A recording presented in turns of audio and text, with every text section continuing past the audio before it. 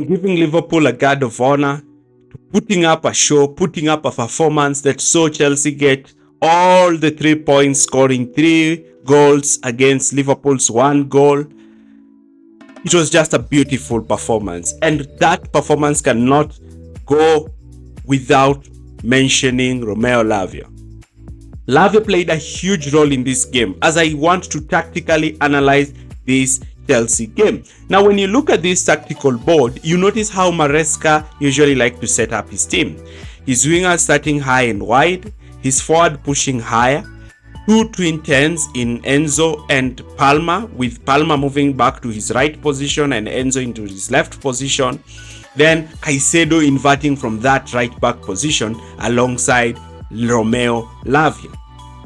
But one thing fascinatingly is how Chelsea's 3-5 structure with Lavia actually works the best. This is Chelsea's 3-0 victory over Aston Villa, and you can see the position of both Caicedo and Lavia. But I want you to focus on Lavia. Lavia is not the player who wants to make the simple pass. Lavia is that player who's so press resistant that he wants to beat his marker, and once he beats his marker, he just doesn't want to beat his marker for the sake of it and pass the ball to Caicedo, who's free actually here. No, Lavia does not want to make that simple sideways pass. Lavia wants to pick up these twin tens, and that's why when Lavia is on the team, Palma doesn't have to drop deep because Lavia will find him with the ball. And a simple pass, Aston Villa's backline is reduced. Look again here. This is that 3-2 structure. Caicedo has inverted in midfield. Caicedo has received the ball. Again, look at this position. Caicedo is receiving the ball under pressure. He plays the ball to Fernandes. Now, having 2 ball-playing, defensive-minded midfielders in deep regions allows Chelsea's tens to receive the ball in pockets of space and actually puts Chelsea's wingers 1v1. Now, in our video today, we want to tactically analyze Chelsea's 3-1 victory over Liverpool. There was a lot of tactical trends in this game, and we want to heavily focus on this analysis. Moises Caicedo was voted in as Chelsea's player of the season. Deservedly, he's been immense throughout this season, and even immense in Chelsea's 3-1 victory over Liverpool.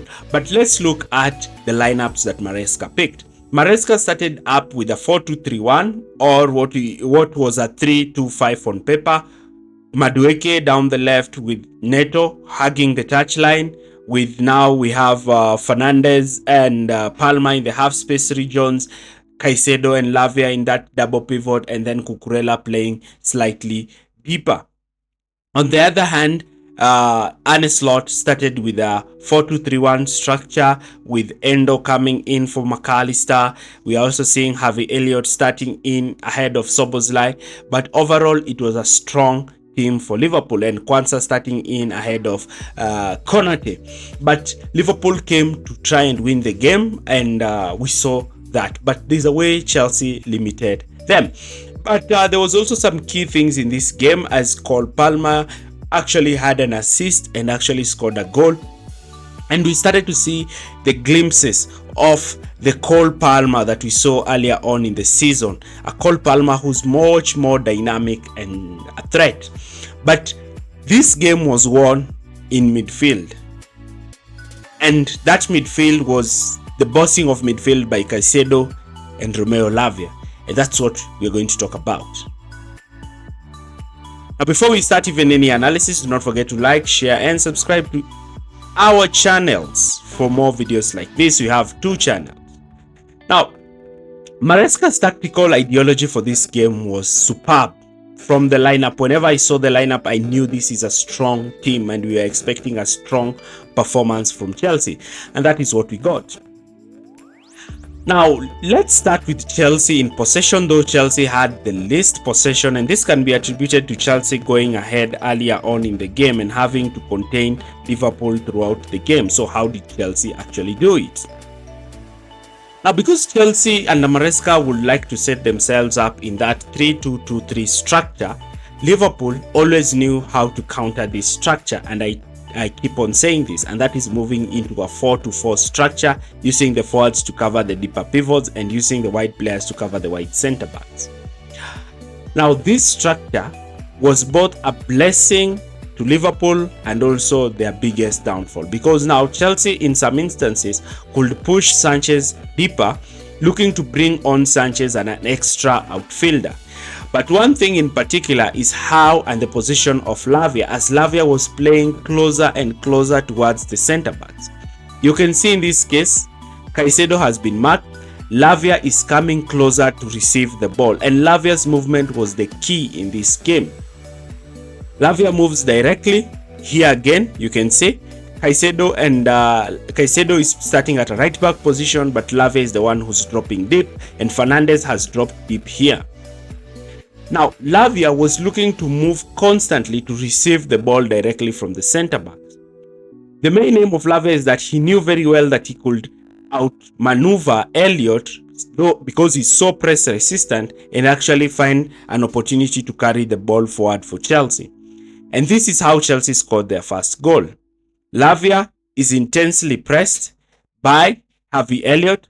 Caicedo is being covered by Gakpo, and you can see now Curtis Jones is in a position looking to try and cover Cole Palmer, as Liverpool are entrusting their 4-4. Lavia understands that if he beats his man, Palmer will be free. So Lavia beats his man. Once Lavia beats his man, he now progresses with the ball forward, creating that 2v1 scenario for Curtis Jones. Jones now has to look at Lavia, and as he watches Lavia, Palmer sneaks in behind of him, and Lavia is able to play that ball to Cole Palmer, who's able to receive that ball in space. Look here. Jones is staring at Romeo Lavia. Palmer can now move on the blind side of Curtis Jones. Lavia can spot the run of Palmer. Lavia plays the ball, and a simple pass, Liverpool's front and midfield line is taken out, and now Chelsea are running at Liverpool's back four. Palmer in this position, Virgil van Dijk is drawn to him, and that opens up space to be played for the runs of Neto. And one thing again that was good in this game is Chelsea having wingers who are constantly making runs. And when you have wingers like Neto and Noni Madueke, you have pace in the wide areas. And because of this space, Liverpool's defense line was actually dragged in a very unstructured manner, allowing Fernandes to receive the ball on the edge of the box with acres of space, where Fernandes would actually finish and put Chelsea ahead in the first 2 minutes. In other stages of the game, when Chelsea had the ball, Chelsea's 3-5 structure, especially that box midfield, was causing problems to Liverpool. Chelsea decided to move into a 3-1-3, with Lavia being the deeper pivot, with Enzo and Caicedo dropping on either side. This created problems for Liverpool on how they would press Chelsea, because now Chelsea were having 3 midfielders deeper, allowing Fernandes to play the ball on to Noni Madueke. Once the ball was being played to Noni Madueke, as you can see the position of Fernandes, he would pull Kwanzaa out of position. And once Kwanzaa was pulled out of position because Trent was covering Cucurella, then Jackson will now be the one to receive the ball from Virgil. Jackson will receive the ball, try to hold on Virgil van Dijk, and play the ball to Lavia. But in particular, it was how Trent was being constantly dribbled past by Noni Madueke, as Madueke was quite unpredictable, because he could go with his in the outer lane because of his stronger left foot, or inside. Down the right, it was also interesting because of Neto's pace and dribbling ability, who would easily breeze past Tsimikas. Tsimikas will now be drawn on to Neto. Maresca's philosophy of positioning his wingers wide actually creates problems for opposition's fullback, because when you have these wide wingers and they are very dangerous, what happens is that the opposition fullbacks have to shift across to cover them, allowing players in the half space regions to have that space, in particular players like Palmer and Fernandes. The ball is slipped into Cole Palmer, and Palmer drives in the ball into the box. Palmer makes a cutback, and now Liverpool are finding themselves in a very difficult situation. And that's how Liverpool conceded the second goal. Let's look at Liverpool in possession, because Liverpool in possession was also quite dynamic. They had majority of the ball, but they were heavily limited by Chelsea, and I'm going to explain how. Liverpool, who dominated possession, were actually limited by Chelsea in the way they looked to progress with the ball forward. One thing that Maresca understood was the playing abilities of Virgil van Dijk, and whenever Virgil van Dijk received the ball, Palmer was quick to spring out to press him. Here, Liverpool are trying to build from the back. Jackson is trying to cut the passing lane from one player, and Virgil van Dijk is free. The ball is played to Trent Alexander-Arnold. Noni Madueke immediately springs out to press Trent and deny him that space on the ball. When Virgil would receive the ball, Palmer automatically would spring out as Jackson was pressing in an out-to-in fashion, covering Kwanzaa while applying pressure on Alisson, forcing the ball to be played to Virgil. The ball is played to Virgil and you can immediately see Palmer is pushing forward aggressively to press Virgil van Dijk while using his cover shadow to cover Wataru Endo. Palmer presses Virgil, who plays the ball to Tsimikas, and now Neto has spring forward to press Cosmas Tsimikas. And this constant pressure will force Liverpool to play the balls to the wingers, where Chelsea's fullback was so aggressive. Here the ball is played towards Gakpo. Caicedo is so strong, steps out, wins the ball off Gakpo, and now Liverpool have a throw-in. Chelsea's press in the wide areas was so man-to-man in that even when Salah dropped deep, Cucurella was so strong on him that he actually won the ball off Mo Salah. Now Chelsea were not just applying a high-intensive press but also sometimes sat in a mid 4-4-2 block. The 4-4-2 block allowed them to double up in the wide areas as well as prevent central progression. Liverpool switched up into a 2-3-5 with Trent inverting in midfield, Cosmas Tsimikas moving into the left wing position, allowing Gakpo to operate in that left half space position. Chelsea in this position here even moved further into what we call a 4-5-1 with only Jackson being the sole presser. Chelsea were looking to stay quite narrow, allowing Liverpool spaces in the wide areas. Trent, in particular, sometimes will drop deeper to receive the ball directly from Kwanzaa as he was looking to play those crossfield passes and passes over the top for the runs of Mo Salah. The ball is played to Wataru Endo in this position and you can immediately see Palmer has sprung forward to press him, forcing him back as Chelsea now are in a settled possession phase. Now, whenever Trent wanted to play the ball onto Mo Salah to isolate him 1v1 with Cucurella did a huge job in dealing with Mo Salah, as you can see in this clip here.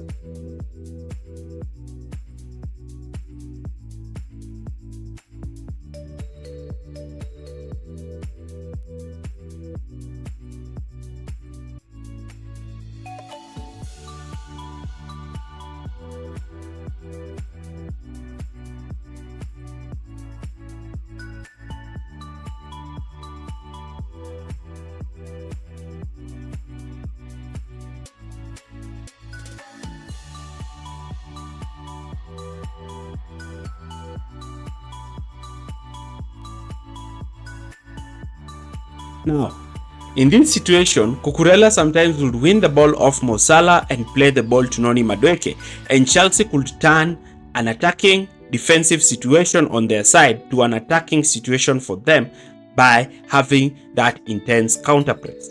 Because of Chelsea's rigid 4-4-2 block and Chelsea's wingers dropping deep, Liverpool heavily relied on crossfield exchanges, and this actually put Chelsea in some problems. In some instances, Gakpo and Salah would have an opportunity to play crossfield crosses in the wide areas, but Cucurella and Caicedo dealt with them perfectly.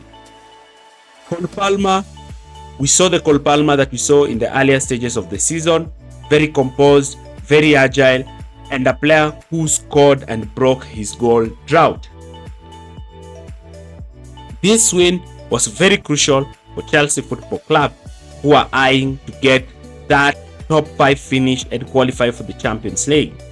This game just came for the right time for Chelsea as they needed a strong win so that they can carry this confidence onto St. James's Park to play their top 5 rival Newcastle. What do you think? Do you agree with this analysis? Leave your comments in the comment section area below. Thanks for watching and see you in our next video. Bye.